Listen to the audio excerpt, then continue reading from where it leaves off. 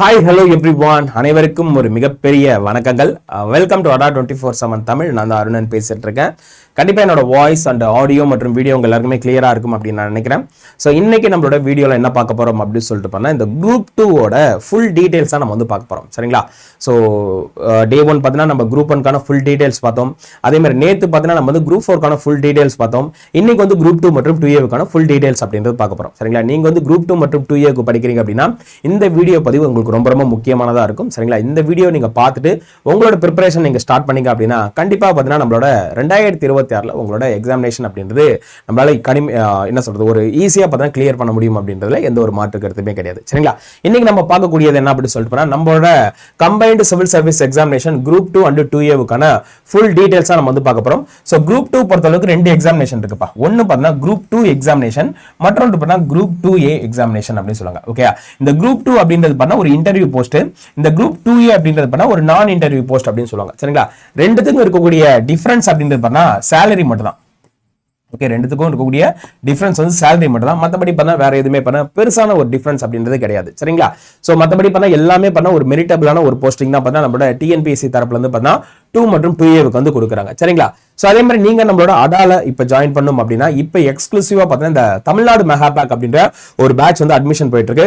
ரொம்ப ரொம்ப ரொம்ப குறைவான விலையில 2 இயர்ஸ் அப்படின்றது வேலிடிட்டி இருக்கு. சரிங்களா?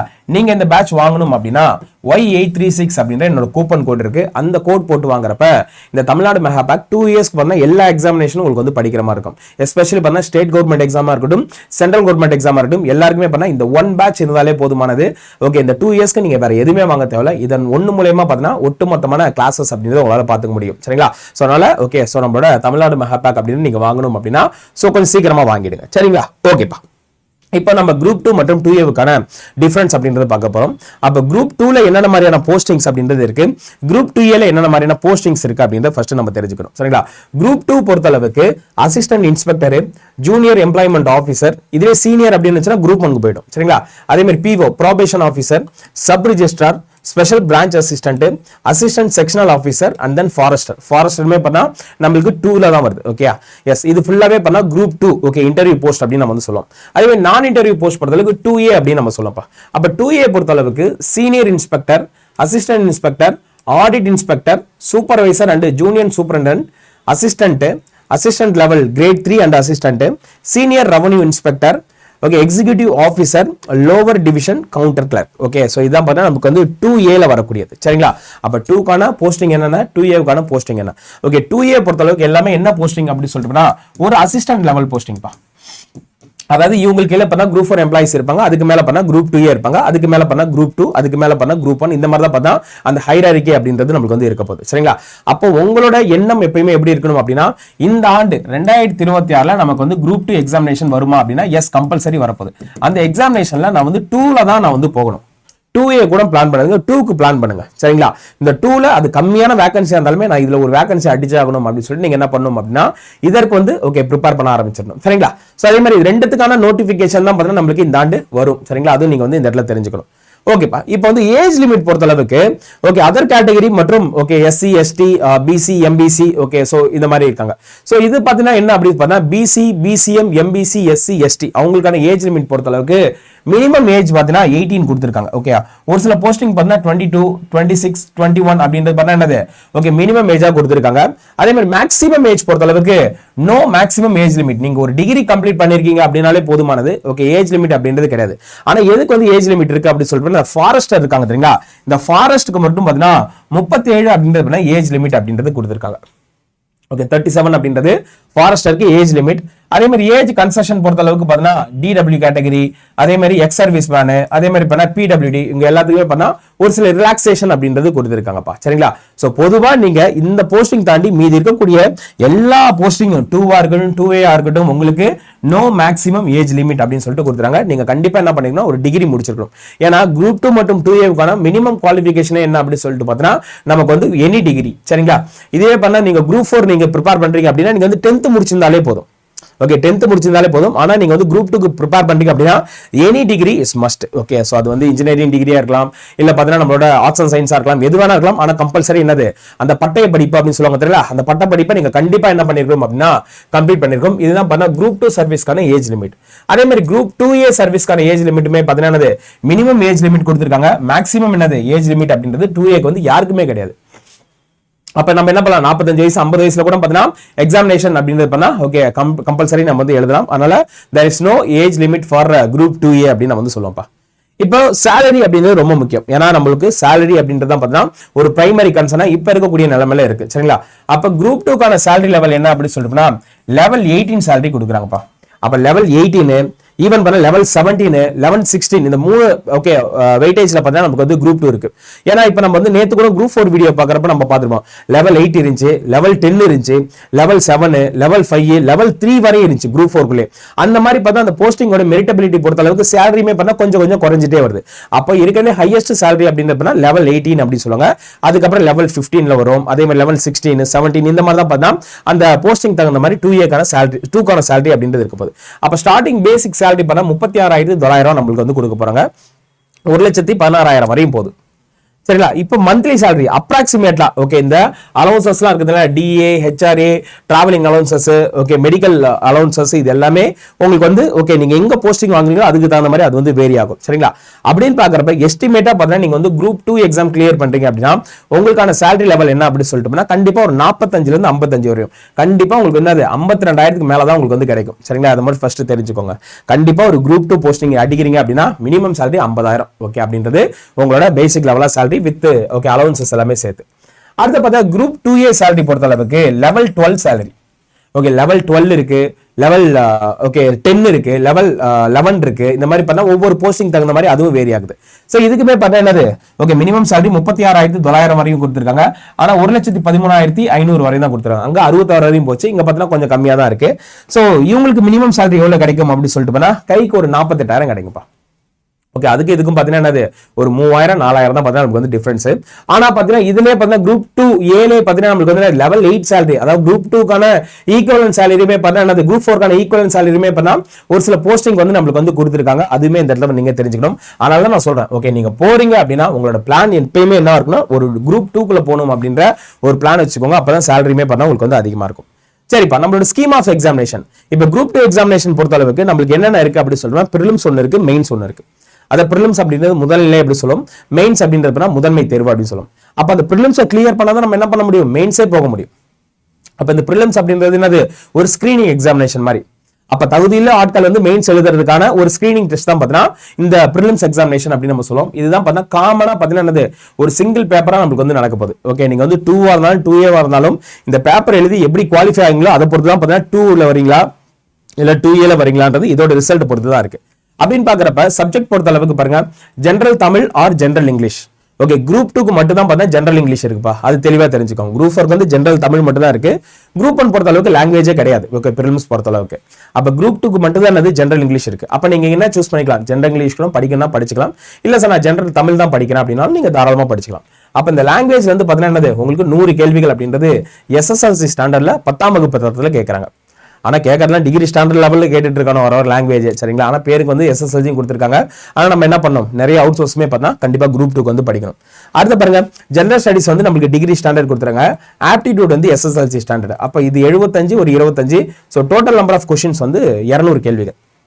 நான் வந்து ஜெனரல் இங்கிலீஷ் சூஸ் பண்றேன் அப்படியே கொஸ்டின்ல முதல் 100 கேள்வி பார்த்தா லாங்குவேஜ் ஓகே ஜெனரல் இங்கிலீஷ்ல இருக்கும், அடுத்த 100 கேள்விகள் பார்த்தா GSல இருக்கும். இதுவே நான் தமிழ் சூஸ் பண்றேன் அப்படின்னா ஃபர்ஸ்ட் 100 கொஸ்டின்ஸ் பார்த்தா தமிழ்ல இருக்கும், அதுக்கப்புறம் பார்த்தா எல்லாமே பண்ண GS வந்து தமிழ் அண்ட் இங்கிலீஷ்ல கலந்து கட்டி தான் இருக்கும் சரிங்களா. அப்ப 200 கேள்விகள் அப்படின்றது இருக்க போது மொத்தம் 300 மதிப்பெண்கள் அப்படின்றது கேட்கறாங்க. ஒரு கேள்விக்கு 1.5 மதிப்பெண்கள் 300 மதிப்பெண்கள் இருக்க போது. எக்ஸாமோட டூரேஷன் பார்த்தா 3 மணி நேரம்ப்பா. ஓகே 9:30 இருந்து 12:30 வரையும் பார்த்தா உங்களுக்கான எக்ஸாமினேஷன் அப்படின்றது இருக்க போது. அதே மாதிரி உங்களுக்கான மெத்தட் பார்த்தீங்கன்னா அது OMR ஷீட் தான். ஓகே இன்னமும் நம்ம OMRல ஷேட் பண்ற மாதிரி இருக்குதுங்களா, அந்த மெத்தட்ல தான் பார்த்தா உங்களுக்கான எக்ஸாமினேஷன் கண்டக்ட் பண்றாங்க. It's an objective type. Okay அப்ஜெக்டிவ்னா அது ABCDE அப்படின்னு சொல்லிட்டு ஆப்ஷன் இருக்கும். அதுல ஓகே சரியான விடை என்னன்றதை நீங்க என்ன பண்ணணும் அப்படின்னா OMRல ஷேட் பண்ணும். இதுதான் பார்த்தீங்கன்னா பிரிலிம்ஸ்க்கான எக்ஸாமினேஷன். அப்ப பிரிலிம்ஸ் பொறுத்தளவுக்கு எல்லாத்துக்கும் காமனா தான் இருக்கு. அந்த பிரிலிம்ஸ்ல நீங்க நல்ல ஸ்கோர் பண்ணீங்க அப்படின்னா 2ல வருவீங்க, இல்ல அதுக்கப்புறம் நீங்க வந்து ஸ்கோர் வந்திருக்கீங்க அப்படின்னா 2Aல வரீங்க, அவ்வளவுதான் வித்தியாசம். இப்போ 2 பொறுத்தளவுக்கு மெயின் எக்ஸாமினேஷன் பொறுத்தளவுக்கு பாருங்கப்பா, தமிழ் எலிஜிபிலிட்டி டெஸ்ட் அப்படின்னு ஒன்று இருக்கு. அதே மாதிரி ஜென்ரல் ஸ்டடீஸ்னு சொல்லிட்டு ஒரு பேப்பர் இருக்கு. இந்த தமிழ் எலிஜிபிலிட்டி என்ன அப்படின்னு சொல்லுமா, ஒரு ஸ்கிரீனிங் டெஸ்ட் தான். 3 மணி நேரம் எக்ஸாமினேஷன் நடக்கும், 100 ஓகே மார்க்ஸ் அப்படின்றது கேட்குறாங்க. அதே மாதிரி இந்த டிகிரி ஸ்டாண்டர்ட்ல பார்த்தா உங்களுக்கு வந்து ஜிஎஸ் எக்ஸாமினேஷன் நடக்கும். இதுல பார்த்தா 300 மதிப்பெண்கள் அப்படின்றது உங்களுக்கு வந்து கொடுத்துருக்காங்க. இதுலயுமே பார்த்தா 3 மணி நேரம் அப்படின்றது இருக்கு. இதை நீங்க என்ன பண்ணணும், கைப்பட எழுதணும். டிஸ்கிரிப்டிவ்னா கையால எழுதுறது. நம்ம 10th + 2 பப்ளிக் எக்ஸாம் எழுதுவோம் தெரியுங்களா, அந்த மாதிரி கைப்பட நீங்க என்ன பண்ணணும்னா எழுதணும். அதான் பாரு டிஸ்கிரிப்டிவ். இது அப்ஜெக்டிவ் அப்படின்னா ஏவா, பியா, சியா, டியான்னு சொல்லிட்டு ஓகே ஷேட் மட்டும் தான் பண்ணணும். ஆனா நீங்க என்ன பண்ணணும், உட்காந்து கைப்பட எழுதணும். ஓகே அதான் பார்த்தா டிஸ்கிரிப்டிவ் அப்படின்னு சொல்லுவோம். அப்ப 2 பொறுத்தளவுக்கு நம்ம வந்து டிஸ்கிரிப்டிவ் தான். அடுத்து பாருங்க, ஓகே 2A பொறுத்தளவுக்கு 2 பேப்பர் இருக்குப்பா. அதுல ஃபர்ஸ்ட் பேப்பர் 1 பொறுத்தளவுக்கு என்னது, தமிழ் எலிஜிபிலிட்டி டெஸ்ட். இந்த தமிழ் எலிஜிபிலிட்டி டெஸ்ட் வந்து பாத்தீங்கன்னா என்னது, டிஸ்கிரிப்டிவ்.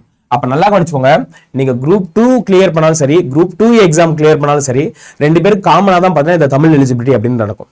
அவங்களுக்கு தனியா இவங்களுக்கு தனியா கிடையாது. 2 பேருக்கும் ஒரே எக்ஸாம் தான் இந்த காமன் எலிஜிபிலிட்டி அப்படின்றது.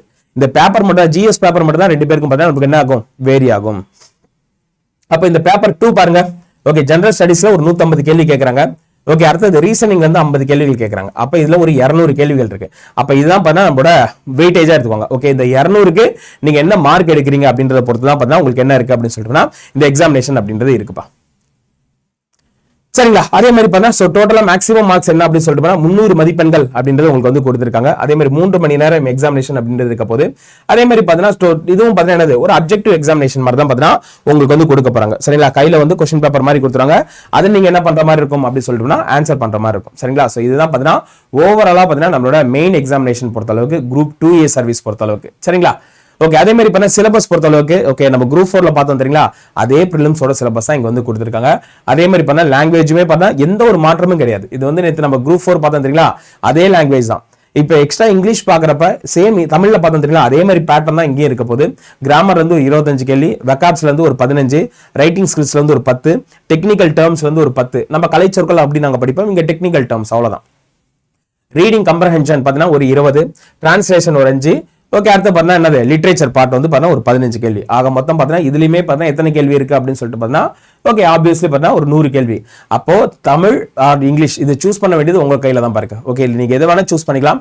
ஆனா தெளிவா தெரிஞ்சுக்க வேண்டியது இந்த பேட்டர்ன் தான். ஓகே இதை நீங்க கிளியர் பண்ணீங்கன்னா மட்டும் தான் மெயின்ஸுக்கு போக முடியும். ஓகே அப்போ நீங்க இப்பல இருந்தே என்ன பண்ணணும் அப்படின்னு சொல்லிட்டு போனா பிரிலிம்ஸ் படிக்கிறப்ப லைட்டா மெயின்ஸ் ஓரியன்டா நீங்க என்ன பண்ணணும், லைட்டா வந்து அப்பப்போ படிச்சுக்கணும். ஏன்னா நம்ம வந்து மெயின்ஸுக்குன்னு தனியா உட்காந்து தனியா படிக்கிறதோட இங்க பிரிலிம்ஸ்ல இங்க ஜிஎஸ் சிலபஸ் இருக்கு தெரியுங்களா, இந்த ஜிஎஸ் சிலபஸ் தான் பார்த்தீங்கன்னா ரொம்ப கொஞ்சம் எக்ஸ்பாண்ட் பண்ணி பார்த்தீங்கன்னா நம்மளோட ஜிஎஸ்ல கேட்கறாங்க அவ்வளவுதான்.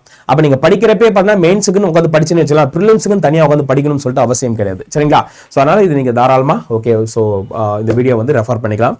அதே மாதிரி எல்லா டீடைலுமே உங்களுக்கு சொல்லிட்டாங்க, என்னென்ன மாதிரியான போஸ்டிங் இருக்கு அப்படின்றதையுமே பார்த்தா இனிஷியலா நம்ம வந்து சொல்லியாச்சு. சரிங்களா, அதே மாதிரி நீங்க நம்மளோட அடால குரூப் 2க்கான பேட்ச் வாங்கணும் அப்படின்னா இந்த தமிழ்நாடு மெகா பேக் வாங்கினாலுமே குரூப் 1, குரூப் 2, குரூப் 4 எல்லா பேட்சுமே உங்களால படிச்சுக்க முடியும்பா. ஓகே இந்த பேட்ச் வந்து ஒரு ஒன் ஸ்டாப் சொல்யூஷன் மாதிரி உங்களுக்கு வந்து இருக்கு. சோ மறக்காம நம்ம ADA 24/7ல ஜாயின் பண்ணிக்கோங்க.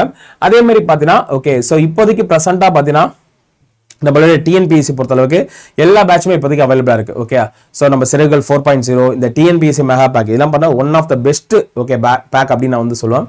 ஏன்னா ஓகே நம்மளோட மாணவர்கள் பொறுத்தளவுக்கு குரூப் 1, குரூப் 2, குரூப் 4 எல்லா எக்ஸாம் ப்ரிப்பேர் பண்ணுவாங்க.